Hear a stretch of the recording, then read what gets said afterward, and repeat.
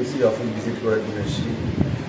আমি তার জন্য এসেছি একজন মহিলা और জনজাতি উচ্চশিক্ষিতা ও সোশ্যাল ওয়ার্কার পাতালকন্যা জমাতিয়ার জন্য এসেছি।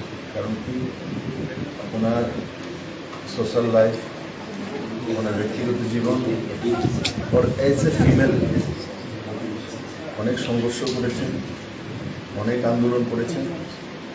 আজকে টিআরপিসির মতো সংস্থানের চেয়ারম্যান আছেন, তার জন্য আমি এসেছি। কারণ কি মহিলাদেরকে অগ্রাধিকার, মহিলাদেরকে আগে বাড়ানো, এটা ভারতীয় জনতা পার্টির স্বভাব এবং মানসিকতা। মাননীয় প্রধানমন্ত্রী নরেন্দ্র ভাই মোদী প্রধানমন্ত্রী হওয়ার পর এই দেশে প্রথম 11 জন সেন্ট্রাল মিনিস্টার মহিলা, দেশের ফাইন্যান্স মিনিস্টার প্রথমবার মহিলা, দেশের ডিফেন্স মিনিস্টার প্রথমবার মহিলা। এই নির্মলাজি আগে ডিফেন্স মিনিস্টার ছিলেন, 2019-এ সরকার হওয়ার পর ওনাকে ফাইন্যান্স মিনিস্টার বানানো হয়েছে। তো আমরা শুধু মুখে বলি এমন নয়, নারী সশক্তিকরণের কথা বলি তেমন নয়। এখানে মুখ্যমন্ত্রী থাকাকালীন আমিও 33% রিজার্ভেশন এসেছি মহিলাদের জন্য। টিএসআরে প্রথম মহিলাদের জন্য 10% রিজার্ভেশন এসছে। টিএসআরে এখানে ছিল যে টিএসআরে মহিলা হতেই পারে না, অসম্ভব। এটা কীভাবে হতে পারে? মহিলারা মহিলারা কে বন্দুক উঠাতে পারে, মহিলারা তলোয়ারও উঠাতে পারে। এটা বিপ্লবীর শুরুয়াত করেছে, মোদী শুরুয়াত করেছে তেমন না। ঝাঁসি রানী লক্ষ্মীবাই এই দেশেরই মহিলা। পেছনে ছোট্ট বাচ্চাকে নিয়ে তোর 2 হাতে তলোয়ার চালিয়েছে ব্রিটিশদের। ভারতের মহিলা মাতঙ্গিনী হাজারি ভারতের, ইন্দিরা গান্ধী ভারতের। তার জন্য মহিলাদেরকে সশক্তিকরণ 50% মহিলা। আর যেই দেশের মধ্যে, যেই সমাজে মহিলাদের সম্মান নেই, মহিলাদের অগ্রাধিকার নেই, মহিলাদের এক্সপোজার নেই, সেই সমাজ ব্যবস্থা অগ্রগতি হতেই পারে না।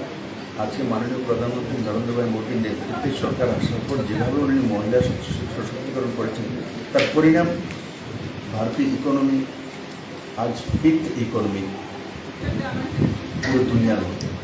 তার পরিণাম আমাদের ওভারঅল ডেভেলপমেন্ট। তার পরিণাম ভারত এখন দুনিয়ার মধ্যে ডিফেন্সে বড় একটা শক্তিশালী দেশ।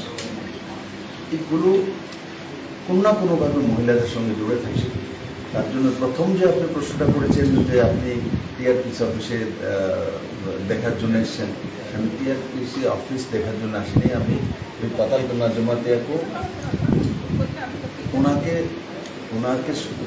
ওনার মাধ্যমে মহিলাদের সম্মান করার জন্য এসেছি। আর উনি জনজাতি সমাজ থেকে আসেন, তার জন্য স্যার, গতকাল আপনি উপনির্বাচনের প্রচারে গেছেন ধনপুরে। সেই জায়গায় আপনি সেই মঞ্চ থেকে আপনি বলেছেন যে প্রদ্যুৎ কিশোর দেববর্মার উদ্দেশ্যে আপনি বলেছেন যে এখন উনি যখন চাইছেন তখন অমিত শাহের সাথে দেখা করতে পারছেন, পূর্বে সেটা সম্ভব হয়নি। হঠাৎ এই কথাটা কেন? দেখুন, মহারাজও জনজাতির উন্নয়নের কথা চিন্তা করেন। মাননীয় প্রধানমন্ত্রী নরেন্দ্র ভাই মোদী হোক, আমার দেশের গৃহমন্ত্রী অমিত ভাই শাহ হোক, আমি যেই রুমে বসে আছি পাতালকন্যা জমাতিয়ার অফিস, ঠিক আছে, উনি চেয়ারম্যান আছে, আমি বসেই দেখি মহারাজের বিদ্যুৎ মালিকের ছবি আমার সামনে। আগেই এই অফিস ছিল, আমার মনে হয় না আগে মহারাজের বিদ্যুৎ মালিকের ছবি এখানে ছিল বলে। আমার তো মনে হয় না, আমি জানি না, একদম 100% শিওর থাকবে। তো সে পাতালকন্যা জমাতিয়া হোক আর অন্যান্য ত্রিপুরার নাগরিক হোক, এজ এ আধুনিক ত্রিপুরার রূপকার 39 বছর বয়সে মহারাজ যতটা করেছিলেন, আমি তার জন্য মহারাজের প্রতি কৃতজ্ঞ। মহারাজকে অনুসরণ করতাম, কাজ করার সময়। আর আমি দেখে ভালো লেগেছে যে মহারাজের বিদ্যুৎ মালিকের ফটো অফিসের মধ্যে রয়েছে। ওনার নীতি আদর্শ উনি মানেন, গুড সাইড। আর মহারাজের প্রদ্যুৎ কিশোর মালিকের বিষয়ে যেটা বলেছেন, উনি অ্যাজ এ হিউম্যান ভালো ব্যক্তিত্ব, ভালো মানসিকতার লোক, ব্রড মাইন্ডেড। আর রাজ পরিবার থেকে এসেছেন স্বাভাবিকভাবে। সবচেয়ে পুরনো ডাইনেস্টির মধ্যে একটা ডাইনেস্টি ত্রিপুরা, তার জন্য আমিও গর্ব করি। রাজার ছিলেন, সাধারণ ঘরের ছেলে, ত্রিপুরা মানুষ আমাদের মুখ্যমন্ত্রী বানিয়েছে, ওই জায়গাতে পৌঁছিয়েছে। যতটা ভাবি যে সবাই মিলে যারা আমরা জনজাতির কথা চিন্তা করি, সবাই যদি একত্রিত হই, এক মানসিকতা কাজ করি, তবেই ডেভেলপমেন্ট ওভারঅল হবে। সেই মানুষগুলো থেকে আমি কালকে বলেছি, আমি আশা করি মহারাজও সেটা মানেন এবং উনি জানেন যে কেন্দ্রে ভারতীয় জনতা পার্টির সরকার যেটা আছে সেটাই একমাত্র রাস্তা জনজাতির উন্নয়ন। কারণ মহারাজ জানেন যে নর্থ ইস্টের যে ওভারঅল ডেভেলপমেন্ট, মোদিজি প্রধানমন্ত্রী হওয়ার পরে 50 বার মিনিমাম নর্থ ইস্টে এসেছে, অথচ নর্থ ইস্ট থেকে আসাম থেকে রাজ্যসভার এমপি 10 বছর ভারতবর্ষের চিফ মিনিস্টার ছিলেন মনমোহন সিং, ভারতবর্ষের প্রাইম মিনিস্টার ছিলেন মনমোহন সিং, কিন্তু মনমোহন সিংকে মানুষ দেখেনি নর্থ ইস্টে। এগুলো নর্থ ইস্টের মানুষ জানে, নর্থ ইস্টের জনজাতি জানে, তাদের ওভারঅল ডেভেলপমেন্ট কী করতে পারে সেই দিকেই লক্ষ্য রাখা উচিত। তার জন্য আমি বলেছি, আমি যেটা বলেছি সঠিক বলেছি।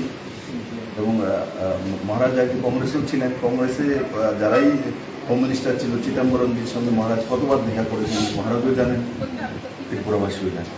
কিন্তু আমাদের অমিত ভাই সাহেব গৃহমন্ত্রী বাই নেম পাতালকন্যা জমাতে রিয়াকশন করবে, পাতালকন্যা জমাতে ও জানেন যে পাতালকন্যা জমাতে আমরা ত্রিপুরার সেই নেই বাই নেম, যে যেখানে এনসিদা আজকে আমাদের এনসিদা কোনো আমাদের মধ্যে নেই।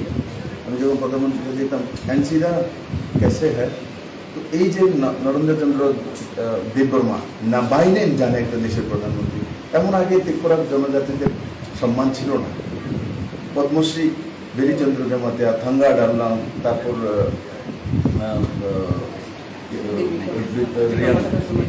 বীরবাদর জমাতিয়া, হজাগরি ডান্সের জন্য রিয়াম, শান্তিবাদের সবাইকে এতগুলো লোককে, এতগুলো জনজাতিকে পদ্মশ্রী দেওয়া হয়। তো এগুলো প্রধানমন্ত্রী মাননীয় নরেন্দ্র ভাই অমিত ভাই সাহেব গৃহমন্ত্রী হওয়ার কারণে হয়েছে। আমরা আমাদের রাজ্যকে সম্মান করেছি, আমাদের মানুষকে সম্মান করেছি, সেটা আমরা গর্ববোধ করি ও মহারাজও গর্ববোধ করেন। তার জন্য আমি সেই কথাগুলো বলেছি। আমি আশা করি মহারাজও সেটা সমর্থন করবেন। আমি বিশেষত এসেছি টিআরপিসি অফিস ভিজিট করার জন্য আসেনি। ফিজিক্যালি এমন মনে হবে টিআরপিসি অফিস